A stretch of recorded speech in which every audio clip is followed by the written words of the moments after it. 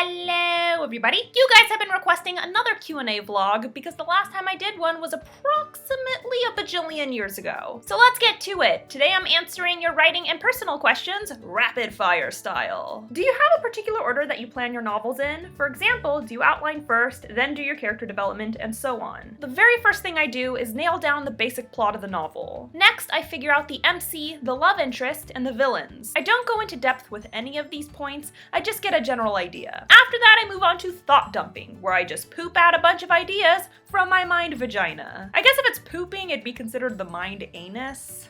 But anyway, the thought dump is typically where I expand upon the plot and figure out the supporting characters. From that point, I outline and develop my characters simultaneously. The reason I do this is because the plot and the characters directly depend on one another. So if I come up with a plot point that doesn't seem like something my character would do, I either fiddle with the event or fiddle with the character until they go together. For example, in the Savior's Champion, I needed my main character Tobias to enter this glorious tournament.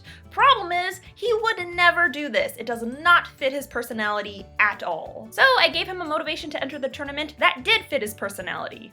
Problem solved. I usually write in first person, but I think I want to write my next story in third person. I've never written in this style, and I'm a bit daunted. Any advice for writers looking to switch up their styles? Read a shit ton of books written in third person. The more you familiarize yourself with the style, the more comfortable you'll be with it. Additionally, be easy on yourself. You might be a little stiff when you start a new style. That's normal. We grow and improve as we write. That's just part of the process. So allow yourself to experience the natural growing pains. It's okay if it takes a while to get comfortable with a new style. Just go with it. You can edit that shit later. How long did it take you to be able to live as a full-time writer? I hear it takes forever. I became a full-time writer and vlogger after the release of my debut novel, so it didn't take that long for me. However, I'm an anomaly. It usually takes a really long time to transition into writing full-time. You gotta keep in mind that I'm a writer and a vlogger, so book sales aren't my only source of income, and I have a pretty popular platform, so my book sales are really consistent. Basically, I serve as evidence that it's definitely possible to make an income off of your writing, but please don't think my story is reflective of everyone,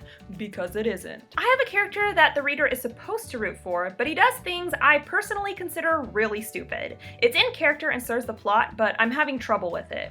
What's your take on this matter? It's okay for your characters to do stupid shit. Your characters are supposed to be human, and humans fuck up. That said, if this is a character your readers are supposed to root for, he can't constantly fuck up. You gotta draw the line somewhere. And if a likable character does do stupid shit, it usually has to trigger your reader's empathy or funny bone. For example, in the Savior's Champion, there's a scene when Tobias does something stupid, but he's dealing with a lot of heavy shit at the time, and he's severely depressed. So from an empathetic viewpoint, you feel bad for the guy, and you understand why he fucked up. On the flip side, there's another scene where he does something stupid, and it's really funny. The reader just ends up laughing at him and going, "Oh, Tobias, you goofball. Why is your bedroom always so clean?" This is not my bedroom. That's why it's so clean. This is my guest room. I literally only come in here to vlog, and sometimes to outline. Cliff uses it to play guitar, and that's it. It's clean because we never have guests, and we never have guests because we hate people. Would you ever consider doing daily vlogs?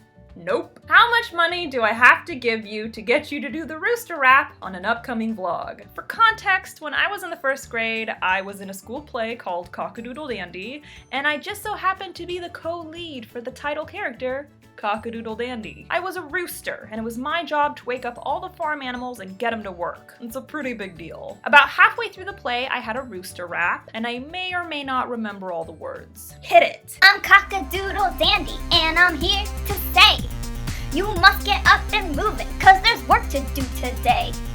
Get up, get out of your beds.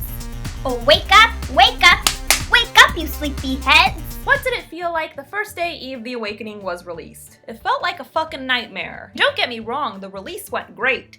I was the nightmare. I was a fucking mess. A lot of people say shit like, "Oh my god, it's the release of your book, you must be so excited." These people are idiots. Releasing a book is scary, especially when it's your first book. I honestly don't think I've ever been so anxious or stressed out in my entire life.